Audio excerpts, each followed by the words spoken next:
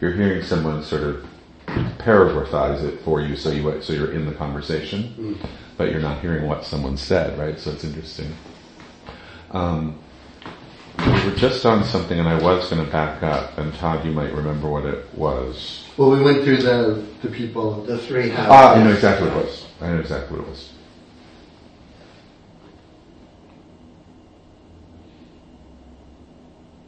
You waiting for me? Yes. Oh, I'm waiting for you. Go ahead. I've been rolling this whole time. Well, did we ever cut? Did you cut? No. Okay, great. Okay, so what you were just talking about were some of his influences that were some of those avant-garde members of society in Paris at that moment, and he cites it himself too as, I don't think I would be alive if those people, I would not be myself, I wouldn't be who I am. How do you see those influences coming into what the work was that he was doing? Because he clearly went off into almost things that you could call, surreal, avant-garde, etc., that you see it in what he becomes known for.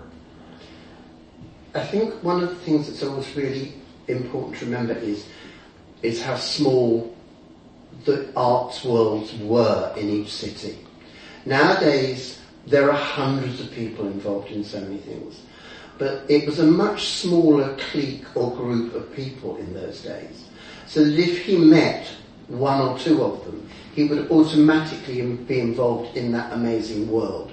So Bérard knew Cocteau, Cocteau knew Christian Dior knew, and so on. And the actresses went to the designers, the filmmakers knew who the writers were. It was quite a small group of people who knew one another. So for Cardin to enter that group gave him the opportunity to see, even if he wasn't directly involved, he would have been at rehearsals for things. He would have been behind the scenes asked to go and see something being filmed. He would have been invited to a party.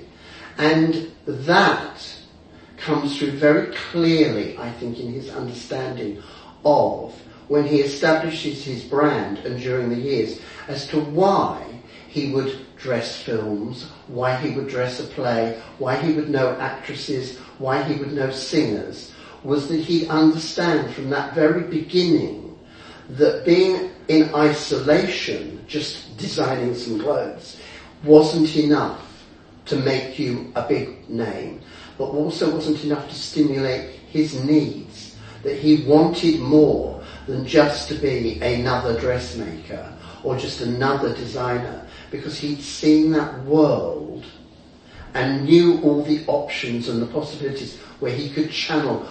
He was young, he had a lot of creative energy, and there was loads of stuff for him to use it on. And then, true also, just the tone of that work. When you start looking at his crazy 60s designs, and I was thinking about it when I was seeing La Belle La Bête recently, and you have that idea of like the arms coming out of the wall holding chandeliers, or you have when she gets carried through the hallway and her wardrobe changes as she's going into the bedroom, and there's magic to what's happening on screen, and that he was so involved in that kind of creation. And then you think about what his things felt like, looked like, what he brought to the public later in, like the tone of his design.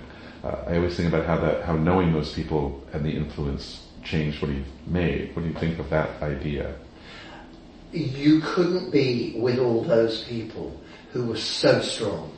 I mean, people like Christian Bérard, who had a really distinctive eye, especially for colour. I mean, Cecil Beaton used Bérard's colour palette basically through the whole of his career, because once he'd seen the way Bérard used colour, you can't move away from it.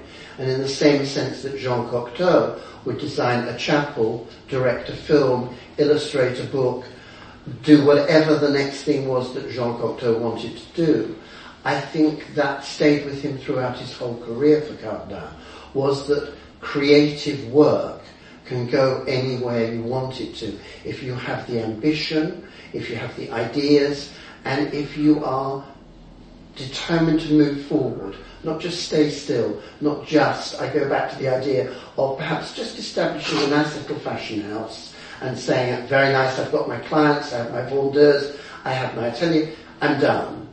That wasn't enough for him. And in a sense, it wasn't enough for Dior either, because Dior was ambitious once he got going to build Dior into something huge. And Cardin was only that couple of years after Dior established his house. He'd seen that, and I think all that around Cardin gave him a strength and a realization that there was a lot more to being creative than just the boy that started as a tailor's apprentice.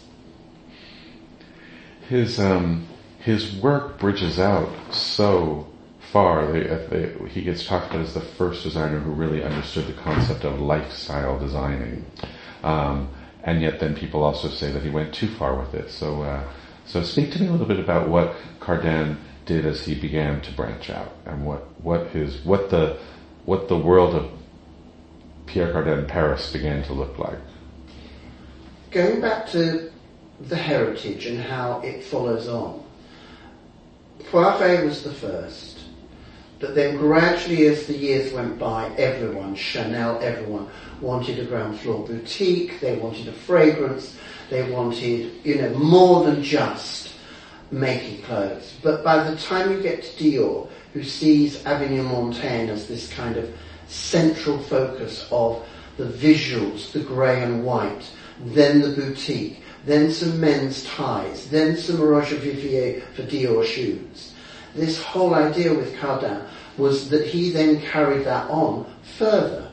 He wasn't the first, but he took it further because he could see at that moment in the 60s and 70s how he could build an interior, how he could make his fashion show with a moiré egg that the models came out of, that he could look at a car that he could photograph his models in, that he could find the newest bits of architecture on the périphérique of Paris, that he could take his models to photograph them so they looked 100% new and fresh and modern. And that's what he did, was he took something that had a little bit of heritage, but he made it his own and took it further forward than anyone else. So then describe for me, because I think that is the most famous period of Cardin, those 60s and 70s. Describe for me what that looked like. Someone doesn't have a photograph in front of them, so what did it look like? His clothing, his line, his presentation of what was modern and beautiful. It's a real problem for us now that stuff that looked new then can have become cheapened or become something that we've avoided since then, because it was the beginning of synthetic fabrics.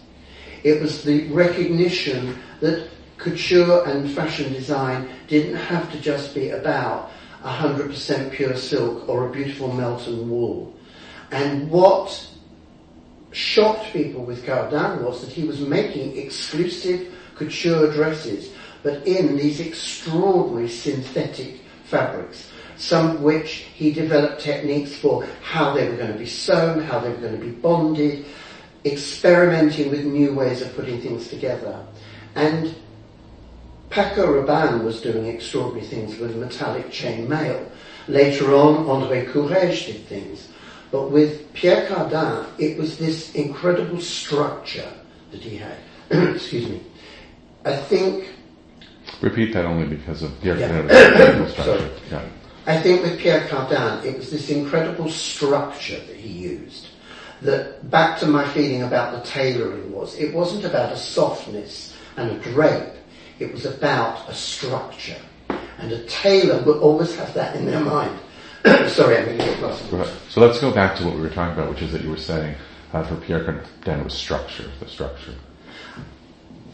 I always go back to the tailoring as the beginning of his career and the understanding of structure.